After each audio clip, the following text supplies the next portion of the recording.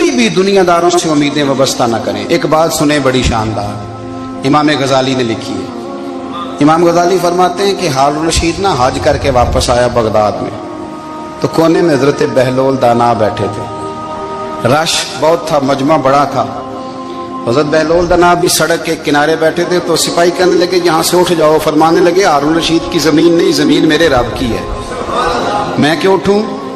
وہ قریب سے گزرا تو سلام لی، تو آپ نے اس کا پروٹوکول دیکھا تو فرمانے لگے ہارون رشید تجھ سے تگڑے تگڑے موٹے موٹے پروٹوکول میں نے لوگوں کے دیکھے ہیں، اور یہ جو تیرے دائیں بائیں آج تیرے نعرے لگا رہے ہیں یہ پہلے ان لوگوں کے نعرے لگایا کرتے تھے، اور تھوڑا وقت گزرنے دے، جو تیرے بعد آئے گا نا یہ سارے پھر ان کے نعرے بھی لگائیں گے۔ تو جھوٹ کی دنیا میں زندہ ہے، ان سے تو نے امیدیں وابستہ کی ہیں، یہ کل اس کے نعرے لگائیں گے۔ اس کے دل پہ بڑا اثر ہوا، گھوڑے سے اتر آیا، آگے کہنے لگا حضور آپ نے مجھے بڑی اچھی نصیحت کی ہے، میرا دل بڑا ٹھنڈا ہوا ہے، میں نے سنا ہے آپ مقروض ہیں، کچھ لوگوں کا قرض، تو مجھے کوئی حکم ہی کر دیں۔ آپ ہنسنے لگے، فرمانے لگے یار تو بڑا ہی بیوقوف ہے، بڑا ہی بیوقوف ہے تو، میں تجھے نصیحت کر رہا ہوں تو مجھے الجھا رہا ہے، حضور کوئی حکم کر دیں۔ کیا خوبصورت انداز ہے رب کریم کے بندوں کا۔ حضرت بہلول دانا فرمانے لگے تیرا رب کون ہے؟ کہا اللہ، تو فرمایا میرا کون ہے؟ کہا اللہ۔ فرمانے لگے یہ تو نہیں نہ ہو سکتا کہ اللہ ہارون رشید کو دیتا رہے اور بہلول دانا کو بھول ہی جائے، یہ تو نہیں نہ ہو سکتا کہ ہارون رشید کو دیتا رہے اور بہلول دانا کو بھول جائے۔ فرمایا اس کا دل، اس کا ارادہ ہوا، ارادہ قدرت ہوا کہ بہلول مقروض رہنا چاہیے، تو اگر رب مجھے رکھنا چاہتا ہے، دکھ قبول محمد بخشا راضی رہن پیارے، اگر وہ چاہتا ہے میں مقروض رہوں تو میں بھی چاہتا ہوں کہ میں مقروض ہی رہوں، یہ تو نہیں نہ ہو سکتا کہ تجھے دے اور مجھے نہ دے۔ فرمایا میری تجھ سے کوئی امید نہیں، مجھے جب بھی دے گا میرا رب بھی دے گا، اور وہ دے گا تو پھر انشاءاللہ خزانے کھول کے دے گا۔ دنیا داروں سے امیدیں وابستہ کرنا، لوگوں کے پیچھے، یہ چھوڑ دیں، آپ بے چین رہیں گے، بے قرار رہیں گے۔ اللہ والوں سے ضرور امیدیں وابستہ کریں، اس لیے کہ ان کے پاس جو کچھ ہوتا ہے وہ دراصل رب کا ہی ہوتا ہے، لیکن سیٹھوں سے، نوابوں سے، سیاستدانوں سے باز آ جائیں، ہماری بڑی امیدیں وابستہ ہیں۔ میں اکثر کہتا ہوں جتنے پھیرے نوکری کے لیے دنیا دار کے دروازے پہ لگائے ہیں نا، اس سے کم دفعہ مسجد میں نفل پڑے ہوتے تو رب اتنی بڑی مہربانی فرما دیتا۔ تیسری بات یہ یاد رکھیں، اگر سکون لینا چاہتے ہیں نا، اگر سکون لینا چاہتے ہو نا تو لوگوں کو ڈسکس کرنا بند کر دو۔ بہت ساری کمزوریاں ہمارے اندر ہوتی ہیں نا، پھر اللہ ہماری روزی تو نہیں نہ بند فرماتا، یہ تو نہیں کہتا کہ زمین سے نکل جاؤ۔ اگر یہی والا معاملہ ہو جو ہمارا ہے کہ شادی پہ اس نے میرے ساتھ برا سلوک کیا تھا، اب ساری زندگی بغض رکھنا ہے، اگر یہی معاملہ فرشتے اللہ کی بارگاہ میں کہیں کہ یا اللہ اس نے فلانے دن شراب پی تھی، اب اس کو زمین میں نہیں رہنے دینا، نظام زندگی چلے گا؟ تو اگر اللہ ہمیں معاف کرتا ہے تو ہم بندوں کو معاف کیوں نہیں کرتے؟ آپ یقین کریں اتنی لمبی عداوتیں، اتنا لمبا حسد، اتنا لمبا بغض، اتنا لمبا۔ حدیث میں نے پڑھی، میں حیران رہ گیا۔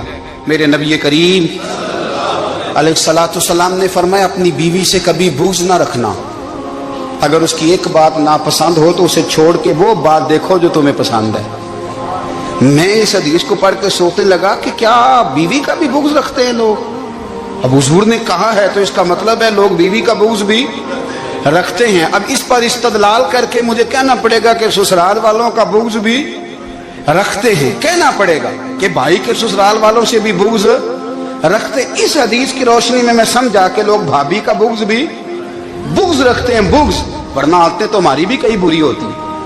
اگر عادات ایک وجہ بنے اختلاف کی تو عادتیں تو ہماری بھی کئی بری ہیں، لیکن ہم اپنی بری عادتوں سمیت اپنے آپ سے پیار کرتے ہیں، اور سامنے والے کی ایک بھی عادت بری ہو تو اس سے بغض رکھتے ہیں۔ بغض نہ پیدا کریں۔ میرے نبی پاک علیہ الصلوۃ والسلام نے فرمایا کچھ چیزیں تمہارے دین کو مونڈ ڈالیں گی، تباہ کر دیں گی، کاٹ دیں گی۔ حضور کون سی؟ فرمایا حسد، تکبر اور بغض، یہ تمہارے دین کو تباہ کر دیں۔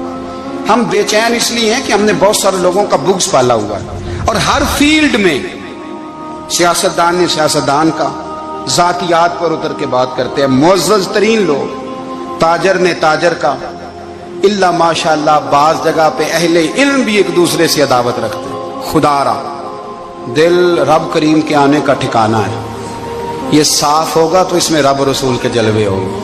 अगर इसमें अदावत हो, इसमें बुग़्ज़ हो, इसमें कीना हो, निफाक हो, सुने मेरे रसूल करीम हजरत अबू बकर सिद्दीक रज़ी अल्लाह ताला अन्हु कहते हैं मैं रो ही पड़ा। मक्का फतह हुआ ना, तो इकरमा बिन अबू जहल ने पैगाम भेजा कि मैं ना कलमा पढ़ने के लिए आ रहा हूँ। वह बात लंबी है, मैं मौजू पे रहना चाहता हूँ। कहते हैं जब वो आने लगा ना तो नबी पाक ने हम सबको बुलाया, हम हाजिर खिदमत हुए तो हुजूर फरमाने लगे कि उसके बाप ने ना बड़ा जुल्म किया है हमारे साथ, अबू जाल ने बड़ा सताया है, बड़ी तकलीफ दी है। आप मुझे बतलाएं कि वो एक दफ़ा किसी शादी पे बहस होती है बीवी के भाई के साथ, फिर सारी ज़िंदगी उस बेचारे को माफ़ी, वो 10 दफ़ा घर आता है माफ़ी मांगने पर सवाल ही नहीं पैदा होता मैं ओ हो मुझे ही कह दिया, यानी मैं, यानी फिर मैं, मुझे ही कह दिया आपने और मेरी शान में बेअदबी और फिर मैं माफ़ कर दूं। तौबा तौबा तौबा, ये कैसे हो सकता है, मेरी नाक नीची हो जाएगी और आपने मुझे कह दिया, सवाल ही नहीं पैदा होता। और ये रोना मैं अक्सर होता हूँ कि शादी वाले दिन दामाद साहब का ज़्यादा दिमाग ख़राब होता है। जब छोटी साली की शादी होती है ना, उस दिन इसको बुखार चढ़ता है, कोई इसको कान में कहता है तेरी इज्जत नहीं कर दे, उस दिन इसका दिमाग ख़राब हो जाता है, बच्चे उठा के निकल आता है, वो बेचारा सुसर मिन्नतें कर रहा होता है कि तेरी मेहरबानी आ जा, ये इज्जत करा रहा है। तो मैंने कहा एहतजाज करके जो इज्जत कराई जाती है वो इज्जत नहीं होती। हाँ हाँ, यहाँ मांग के इज्जत लेते हैं लोग, यह एहतजाज की कोई इज्जत है? आपके अंदर कमालात इतने हों कि आपकी इज्जत करने को दिल चाहे, यानी मजा आए, यानी लुत्फ आए, यानी आप दूर बैठे हो तो किसी का दिल करे आपको स्टेज पे बुलाने के लिए। ये क्या बात हुई कि छाए जाना और भाग के आगे जाना, इनसे निकलें। इकरमा बिन अबू जाल कलमा पढ़ने के इरादे से आ रहे हैं, हुजूर अलैहिस्सलाम ने सहाबा को बुलाया, कितनी ज्यादा दावत रखी जा सकती थी माज़अल्लाह। कब से वो चला था जुल्म करने, और उसके बाद उसका बेटा शुरू हो गया।